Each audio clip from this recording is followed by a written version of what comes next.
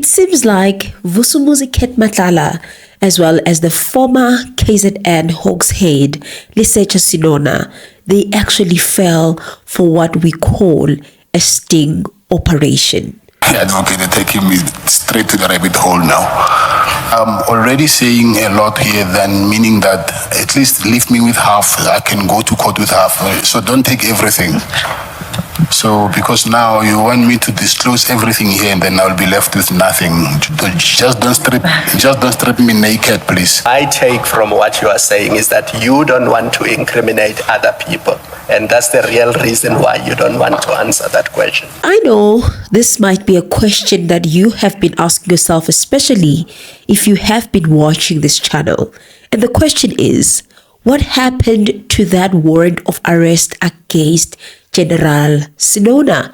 What happened of it? Because we were told that there was a warrant of arrest. What we heard was that there were rumors around a J50 warrant of arrest that had been issued for Senona as well. Now, some of the most interesting things, though, today is that we saw some Judas moment where Vusumuzi Matlala betrayed his so-called Grootman brother, which is Senona, and actually threw him under the bus, agreed that gave him a docket that he was not supposed to give him, and he wanted him to assist with regards to ensuring that the Hawks members are actually, get away with it, because he had to talk with Nangy.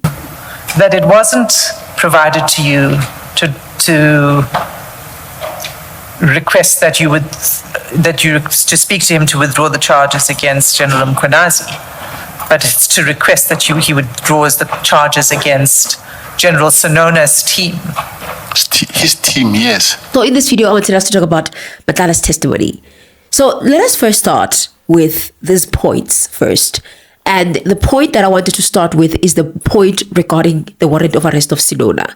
So I reported this, I think it was around June, if I'm not mistaken, that there seems to be a warrant of arrest against Senona. And these are things that came from journalists, and journalists rely on sources. And someone could say that, no, maybe the sources were lying or what. One thing about the journalists, especially of Newsroom Africa and ENCA, because I don't watch much of SAPC, I don't know, they've never lied. They have never lied. Maybe I'm defending them, maybe I'm being biased. That is why I'm asking myself, did the police decide that, let us not arrest them anymore? Maybe they realized that more information could be found so that they can have a much stronger case against Senona. But after this testimony of Vusumuzi Matlala, trust me, the wait was worth it. Because Vusumuzi Matlala just conceded to a lot of things that I think are really incriminating them, in a way that he was trying to run away from that incrimination. But it looks like there's certain information that he revealed that is incriminating him and is also putting more trouble for Senona. Because we are now looking at a charge of defeating the ends of justice and perjury, because of he lied at the commission, and also he provided certain information and asked for favors to advance a certain investigation or to do something regarding that particular investigation. Even though these generals, it's very important for us to note that they were exonerated. The disciplinary proceedings did not find them guilty of any wrongdoing. So that is one of the very important things that we should always keep in our minds. But some of the things that Vusumuzi Matlala said today are very significant.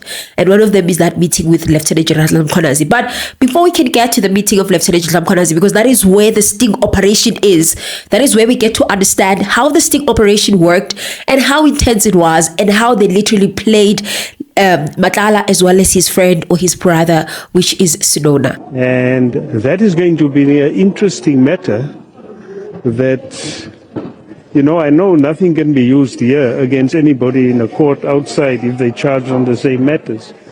But what he described here was tantamount to defeating the ends of justice. And it's very interesting that the admissions he made here, although he might not be conscious of its implications, because it looked like he wasn't, he thought he could say it with ease, has actually given us a lot of clarity here now, that this is now beyond a Grootman relationship or big brother relationship with the things. Let us first start with the beginning. So today, day 4, they started with the relationship of Vusumuzi, Matlala and Senona, of which I was quite disappointed because I thought we were going to do Shadrack, Sibiya, but it's also fine. I'm also fine with Senona because there was just a lot of information that was revealed by Witness X regarding their relationship. And Senona was at the commission and he was denying everything. And it looks like Senona had a relationship with Mkhwanazi because Mkhwanazi is the one that actually introduced Senona to Mr. Matlala, of which I was shocked because Senona never revealed to us that he knows Mr. Mkhwanazi, but I guess probably he wanted that to remain a secret or whatever the case may be, but he knows his excuse. And he says that he then exchanged numbers, he doesn't remember, but the relationship started growing even more and became even bigger when Vusumuzi Matlala started having problems with the PKTT, which was those 6th of December operations. So the first raid happened on the 6th of December. Then the second raid, I'm not sure, I think it was on the 18th or 19th of December, where they went to Matlala's business and they raided Matlala's business and they found that Matlala has a spare key to where they keep the firearms, and that was never supposed to happen. It was in contravention with the laws around firearms. And it looks like Senona was also there to assist or bail out Vusumuzi Matlala in a way, but it seems like that's when their relationship got strengthened, because now and again he will inform Senona about all these raids, everything that is happening to him. And also when he went to meet with Minister Cele and asking assistance from Minister Cele with regards to this particular situation of the raids that were going on, Senona, somehow he was part of the people that were there to assist with this whole thing. And they even took my phones. I cannot even make transaction. I even borrowed money from him. Yes. Yes. I remember that day he gave me 20,000 rands. He gave you 20,000 rands on that day? Yes. And that was after the 6th of December? The following day. The day immediately? I think it was the 7th or the 8th, yeah, but it was on a weekend, yes. Okay. And did he advise you on how to handle what had happened to you on the 6th of December, including the seizure of your phones?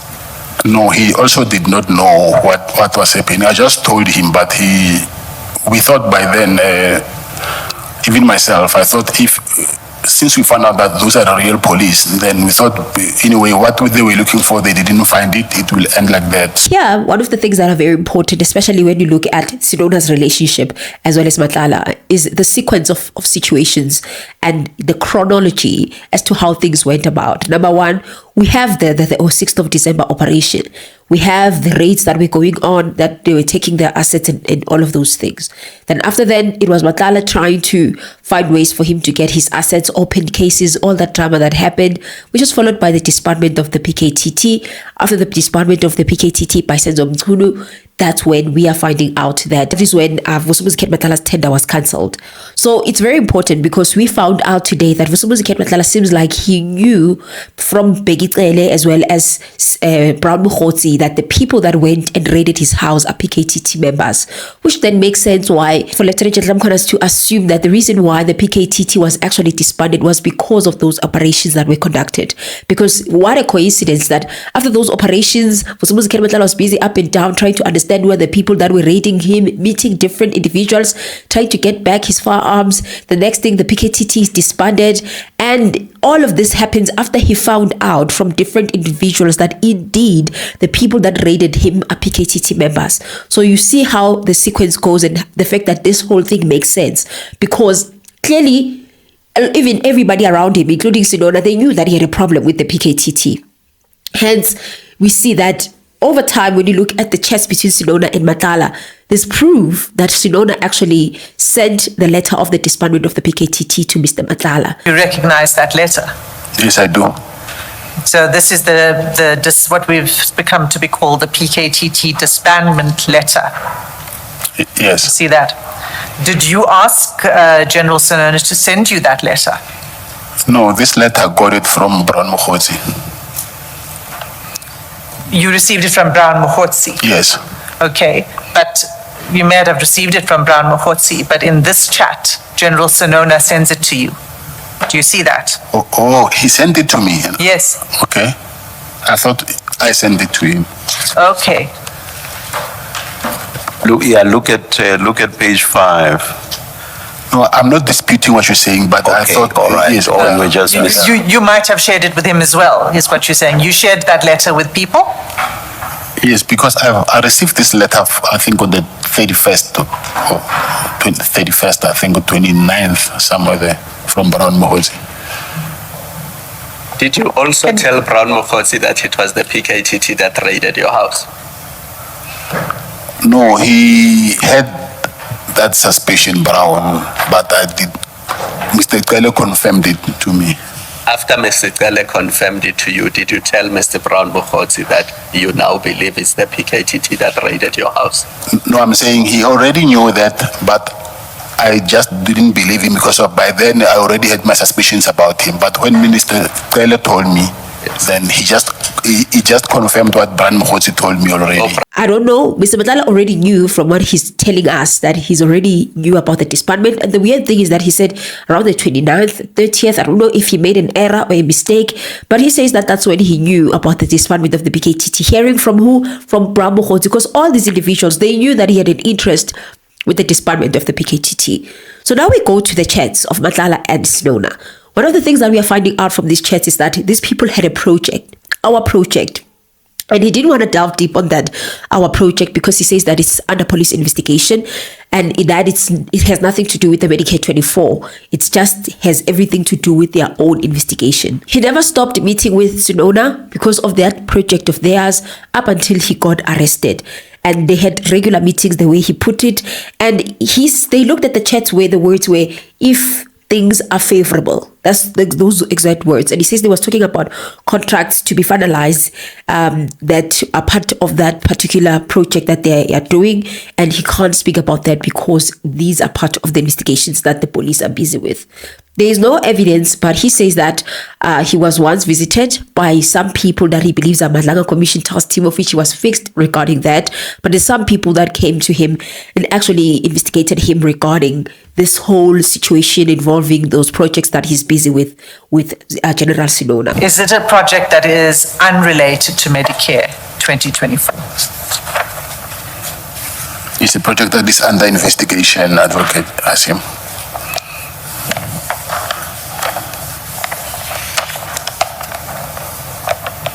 Is it the Medicare 24 contract? No, it's not. Then enters the son of Mr. Senona, which is Tato. And it seems like they had relationships with the son. And Matlala says he met him around 2024. And he wanted, at first, this guy wanted him to actually get him a job in the construction, which was also involving Ford, because there was a construction that was going on, and Ford was a company that I think got that particular tender. So it looks like Tato wanted to get a job there. And that was because Vusumuzi is from Mamelodi, is from Pretoria, and this whole thing was happening in the area where he stays. And in most cases, when such projects are happening, they rather prioritize hiring people that are close to that area instead of hiring people that are far. But however, he failed to do so. And we see that they had other dealings of purchasing an apartment to rent at Menlyn, and that property looks like it was around 2.2 million to 3 million, not above 3 million. However, that venture actually failed. But he didn't want to speak more about that particular venture and every other thing that is involving Tato, because he's saying that everything, all of these things are under police investigation. So he gave us that glimpse that there was a relationship indeed with the son and the father. And who is going to pay for the purchase of the apartment? That is part of the investigation, Advocate Asim. Were you going to pay for the purchase of the apartment? No, I would choose not to answer that question. Then now we look at the 13th of May chats between Senona and Vusumuzi Matlala. So these chats, basically, they're about the cancellation of the tender of Vusumuzi Matlala, and how Senona was one of the people that was like, take them down, brother. So looking at that, it looks like Matlala was just, like Senona was literally encouraging him to fight for himself after the tender was cancelled, because Matlala looks like his intention was for him to bring an interdict to stop that process of his tender being cancelled. Because the first problem was the fact that there was no orders. That was the first sign. Then the second sign, or the second meeting that was had, it was about his tender being cancelled. And he didn't want to talk much about whether Senona benefited, because Senona looks like he had some interest in this particular tender somewhere somehow, but Matlala refused to give us answers as to whether Senona has received monies from Matlala. He said that is also part of the investigation or under investigation. And I think for me, whenever he speaks about such maybe certain topic, because he can't apply a blanket approach of the right to not, or a right against self-incrimination, I think it looks like he's hiding something. In the moment he says it's under investigation, it looks as if it's true. He was receiving money from Matlala. Senona was getting money from Matlala. But I guess it's something else that I just observed just from myself. I don't know if you also thought the same thing as well when you were actually watching the proceedings. And his justification of why Senona is involved in these purchase orders and the Medicare 24 issues that he had with subs. He says it was not really going to Senona because he wanted Senona to assist him. He went to Senona because Senona is his brother and wanted to, find someone that he can confide in, someone that he can talk to regarding his challenges with the tender. But it looks like Senona actually was heeding because he wanted to help his brother. But that's where the whole thing becomes so confusing. Senona wants to help him with the tender, but the one who arranges the meeting happens to be PKTT. But at the ad hoc committee, we found out that the person who arranged the meeting was Senona. Senona is the one that spoke to Mkhwanazi. So it's very, very confusing as to what is going on. Project is a contract, yes, but I will say, I'm saying his interest was not in seeing whatever works for me, but there's nothing for him to have an interest in the contract. I will say but he knows that I need the contract. So that was his advice from him to me. So he had an interest in you. In my best interests, yes. So you're saying he was looking after your interests. That's how you're describing his involvement, if I can use a different word. Okay. Or he had an interest in your welfare. I will say that, yes. And so did General Senona receive any benefit other than just wanting to look after your well-being? Did he receive any financial or other benefit as a result of your exercising your performance in this contract? Advocate Hasim, those benefits or whatever they are is under investigation. But I wouldn't be shocked because unlike what the Newsroom Africa expert said, he spoke about what we call a reverse sting operation, especially in relation to the use of PKTT. That probably a reverse sting operation was used in this particular situation. What is a reverse sting operation? I think he's explaining it properly. Let me give you guys a clip of what he said regarding a reverse sting operation. And the facilitator, speak to us about the facilitator. The name of the former minister, PKTT, keeps arising when it comes to that particular meeting, as well as who advised Matlala to speak to Mkhwanazi. You see, I'm not saying it is the case, but my experience of conducting what I called reverse sting operations in the past in the organized crime terrain, I always use a third party outside that is attractive enough as a dangle to elicit you, the targets, make it attractive for you to engage the target. And I set up the cues, the lures that will direct you to that person. But that person is not going to give you, that person is a facilitator for you to get to the one who's going to record the actual evidence. So if you look, I'm not saying it is like that, but if it is a brilliant operation. So from that explanation, it does look like somehow PKTT also was used to make sure that this operation actually gets to go. But before we can now speak about the operation, let us finish off how they tried to speak to General Nkuwa, because there was a recording of General Nkuwa talking in one of their bilateral meetings regarding the tender that Matlala has with the subs, because he has a tender with the subs. At first, it looks like Nkuwa was complaining about the fact that they didn't perform because they were not receiving purchase orders. And then the second one is the fact that they want to cancel the actual tender. And all of this was sent to Senona and all of that. Are ready to take the case to the college on the 4th. So by Monday, if we haven't received anything, we close. We'll rather send members that are short, and that process of the non-performance by the service provider, that process I already directed that it must start. So then now, let us go to Nangy, because Nangy is the route that is leading us straight to Lieutenant General Mkhwanazi with regards to the meeting that they had. So Senona started sending Matlala confidential information, a docket that contains the information of his team members as well as Lieutenant General Mkhwanazi. And Senona wanted Matlala to assist in ensuring that Nangy withdraws charges against these generals. So to those who don't know what is going on, arrested in connections to a kidnapping of a man in Durban, Kwaduguza, and this guy was kidnapped and they didn't know what was going on with him, and the suspect was Nangy with his friends, including Abo Mthethwa. Mthethwa once appeared even at the ad hoc saying that he was tortured, they did all those nasty things to them and all that stuff. For any other person. Of late I heard that there's also my name is mentioned on the kidnapping of that person from Kwaduguza was kidnapped and those suspected were arrested. They say no, I was part of that whole investigation that I'm told it ran all the way. I know the team went and following up this, and it was DPCI team, not even under the provincial commissioner. But they went to Gauteng, went to Mpumalanga province, and eventually it looks like this other policeman who was alleged to be suspect was caught in Mozambique and brought back into South Africa. Really, the whole issue of the case was handled by DPCI until those people were released was DPCI. So they were tortured, things didn't go well. And from what we are finding out, Nangy's brother was even tortured to a point that to this day he can't even talk because of how bad the torture was. So they opened a case of torture after the charges were withdrawn against them as a suspect in that particular case of kidnapping.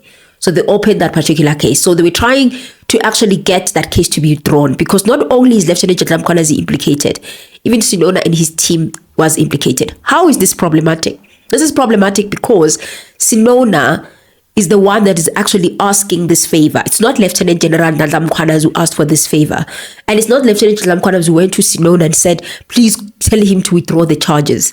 Senona thought to himself that if Matlala wants help with this particular tender, this can be a quick procure situation where Matlala can help Mkhwanazi with this charges of Nangy, and then Mkhwanazi can help Matlala with this particular tender because Mkhwanazi is close with General Nkuwa, who's in charge. He was in charge of this tender and had all the control as to whether this tender continues or not continues, right?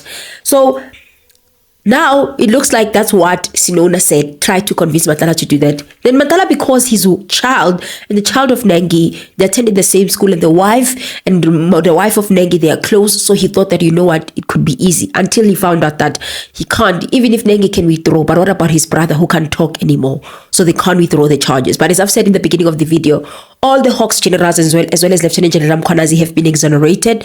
They are cleared from the disciplinary proceedings, the internal process of the SAPS. And when they went to meet Mkhwanazi, did not tell Mkhwanazi that he's been given a docket that has all this important information, and he just went there to just meet up with him and just did not reveal that particular detail. I'm not sure if you are able to comment, Mr. Matlala, but Mr. General Senona, in his evidence, when we asked him why he shared the Nangy dossier with you, he said because you were close and he had just found out that a known kidnapper is living in the same complex as you, and he wanted to warn you as his friend about him so that you watch yourself and your kids, I suppose.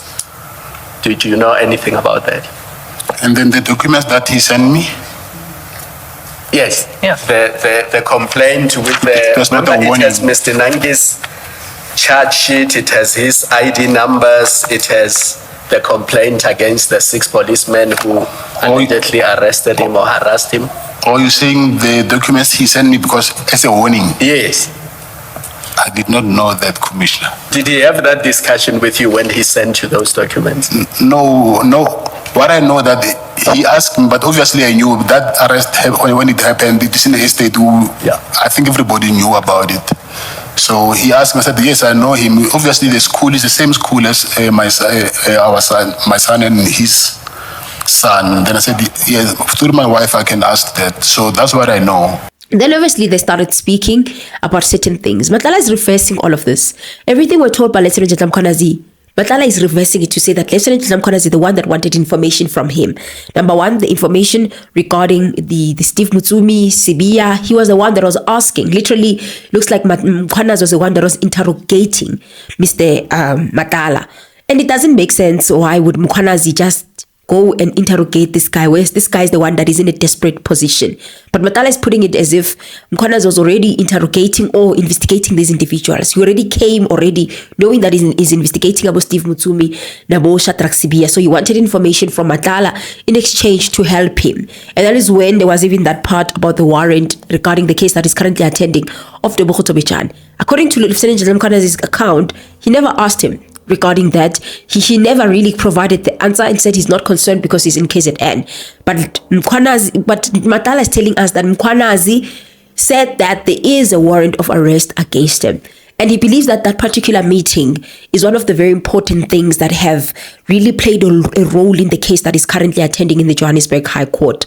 And he believes that it's one of the arguments that is going to use in court. Hence, he didn't want to provide further information because he believes it would collapse his strategy, his arguments as the defense with regards to that particular case. And he says that because of that situation, he can't reveal everything to the Madlanga Commission regarding that particular meeting and the recording, all of that, because we found out from Lieutenant Mkhwanazi that that meeting was recorded. This is very problematic because Vusumuzi and Matlala confirmed that Shadrack Sibiya did receive monies from other people, but doesn't want to tell us who are those other people. It started changing the entire story when he's realizing that he's throwing his friends at the bus and said that the middleman that was receiving the monies was Nkosi, but doesn't know the other one that was giving Nkosi money to give to Shadrack Sibiya, and doesn't give us these persons. Instead, he changes his mind and says, no, it's not people. It's just one person that was receiving money or giving money to Shadrack Sibiya.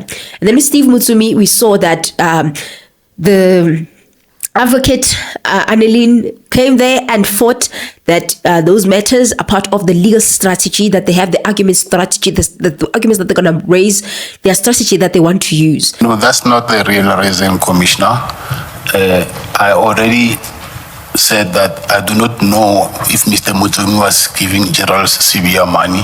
So I cannot say something that I do not know. So what I said I know is that, yes, other people, which I cannot name people that I do not know, but I will know the facts, yes, but maybe the question that you're supposed to ask me is, how do I know that? Maybe then, because you've just said now, I know that he's collecting money, but I don't know the people he's collecting money from. Did I understand you correctly? Yes. And then you said, maybe if I ask you, how do you know those facts, then you will be able to elaborate. Yes, not the names of the people. No, I'm past that. You said you don't know the names, but you are able to elaborate if I ask you, how do you know that? Yes. Yes, so I'm giving you the opportunity.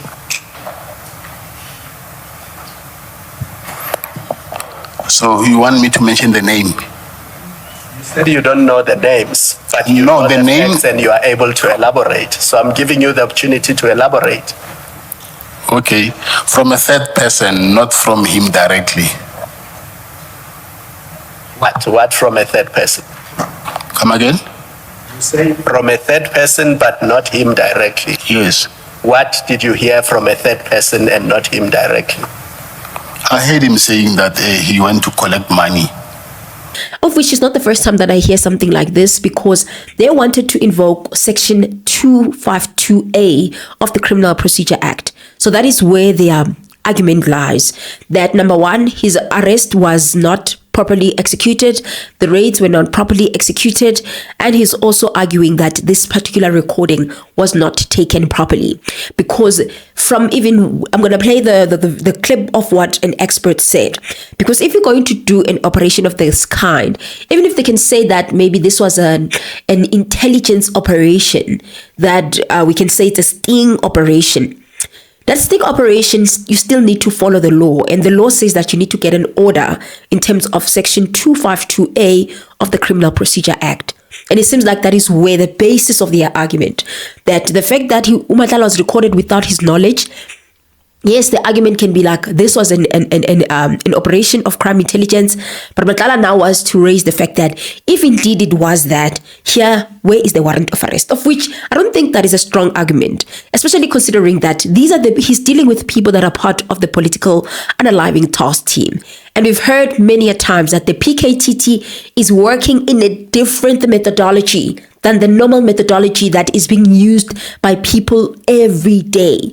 So in light of that particular methodology, it's not easy for them to go and ask for warrants of arrest. Remember that even with warrants of arrest, there is certain exceptions that are applicable to warrants of arrest, because there's times whereby you can go and arrest someone or search someone's property without a warrant being obtained, and there is certain reasons that the Criminal Procedure Act shows or provides that, okay, these are exceptions. You can only not have the warrant in such situations and circumstances. So I think that is what is going on also with this case. There's certain situations and circumstances that are allowing them to actually carry out this particular operation without a warrant. Remember, if there's a reasonable suspicion, that this person, if you obtain a warrant of arrest, it will defeat the entire purpose.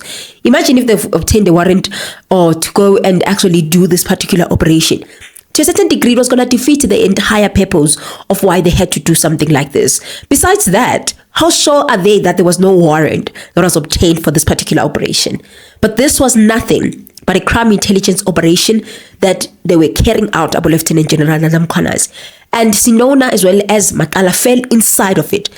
Senona fell inside that particular trap because he ended up taking classified police document and even revealing police information to a civilian like Vusumuzi Matlala regarding the arrest, regarding the docket of someone else's case. And remember, in as much as the charges were dropped, they were still investigating Nangy. To this day, the case is still ongoing. From what we've even heard from Lieutenant General Mkhwanazi, the case against Nangy is not over. It's still ongoing. So literally, what he did is doing exactly what Fadil Adams was doing. Not exactly because Fadil Adams did not have the docket, but it's literally interfering with a particular investigation that is still ongoing.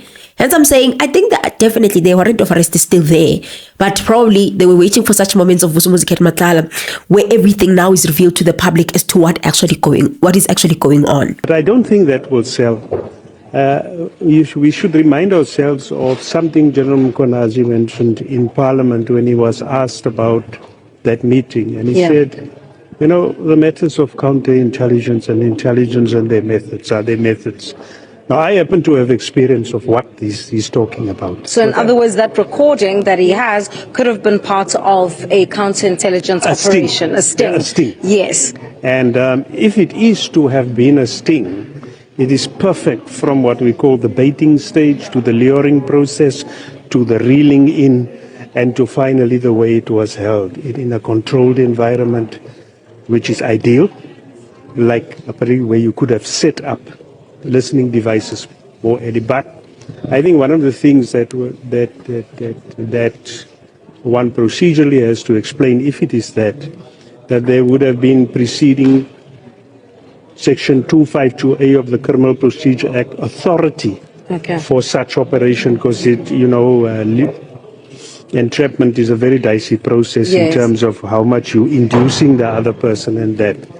So that would be an interesting dimension when to cover when the general just come back to comment on that. He was asked about the Imbalas, didn't want to confirm the Imbala situation. He was asked about the payments of Sibiya. Yes, he did say there's other people, but didn't want to give us further information regarding that. I explained earlier that I have a trial and then I have a case to answer. And then these specific questions that you're asking me now, these are part of the heart of my trial, of my case. Sorry, Chairperson, that relates directly to the issues under PRECA. PRECA is quite clear about that, and I can understand why he then says he doesn't want to answer. Just a moment. Which case is this? Because I had understood that the case in Johannesburg is an attempted murder and weapons and conspiracy related to that murder. Okay, Commissioner, let me just clarify, because I see we didn't even have a chance to clarify that. This very same case of attempted murder, I have a plan, not a plan, there is a strategy that we need to present in court, that how did I end up being arrested. So part of my presentation, it includes my interaction with General Mkhwanazi in his apartment. And then it includes the very same topic that we're engaging in now. And then, because something along my discussion with General Mkhwanazi went wrong, or someone whispered something in, so I just don't want to go there, because now I'm saying things that I don't want to say. But I want to clarify some other things in court, that how did I end up being arrested. It's because of this very same topic that we're discussing now. And I definitely think that I agree with the evidence leader that it's not really that Senona wanted charges to be withdrawn from Mkhwanazi. This was about Senona and his team. And I definitely think that there's a lot of truthfulness in all of that. There's high chances that Senona was just looking out for himself, but he didn't realize that in the process of looking out for himself, he's also falling into the trap. So I don't know what you guys think. Do you think that there's more to the story? I definitely think there's more. And we'll see during these proceedings, because the trial of the Mkhwanazi will continue on the 30th. And I hope that it moves quicker, because the quicker it moves, the easier it will be that the next time Matlala comes before the commission, some things will have been ironed out. And I still maintain that the recording that Lieutenant General Mkhwanazi recorded cannot be used as an excuse, because from what Matlala is saying is that that recording is now used as a defense. This recording we only found out, guys, on the 18th of March 2026, that it's there. All along so they started creating that defense then. All along they didn't have a defense. But I want to acknowledge the fact that probably they did have a defense, but they just are using this as part of their defense, the entire strategy of their defense. So the last issue that I wanted to talk about was Kelvin Rafadi as well as Matlala. So we saw those documents, classified documents that we sent regarding the ID documents of the President Ramaphosa, as well as some research and investigation that he was conducting regarding Senzo and Tembeka Mchunu Foundation. And we saw that, we heard about this from Witness X. But what shocked me is how intense the relationship of Kelvin Rafadi and Matlala is to this day, because these people say that it's been 25 to 30 years, Bazan. They've been knowing each other for that long. And secondly is that, and also he paid for Rafadi's fees so that he can be a forensic investigator, because that's what he wanted. And it looks like Kelvin Rafadi wanted to work in the sector or industry where Senona wanted to be in, work in. I don't know if it's also forensic security or whatever the case may be. But we know that Kelvin Rafadi was very much involved in the investigations regarding kidnappings of people like Jerry Bushocha, as well as other people that were disappearing, like cases of kidnapping and all that stuff. He's one of the, experts that we used a lot by our TV people, even though they don't use him anymore because of these serious allegations that have followed him. Am I shocked that he has that type of information? At first I was, but now after he also was able to manage to get information about me, investigate me, I'm not shocked that he's able to investigate to the depths of getting information about President Ramaphosa. I'm not at all shocked that he's sending such information. Nope, I'm not shocked. Nonetheless, guys, that's all that I have for today. I don't know what you think about the testimony of Matlala, as well as the relationship with Senona and that operation that he fell for with Lieutenant General Mkhwanazi. Do you think he will escape? Do you think he has a defense? Or you just think that they were just trapped and they fell for the trap? And which account do you believe? Do you believe the account of Lieutenant General Mkhwanazi, of Matlala, of Senona? Which one do you believe? And also, do you think Senona will actually eventually be arrested? Especially considering the fact that we were told that there's a warrant of arrest, but all of a sudden, asiyazi phelelepi. Then guys, leave me your thoughts in the comment section. Don't forget to like, comment, and subscribe. Otherwise, I'll see you guys on my next upload. Bye.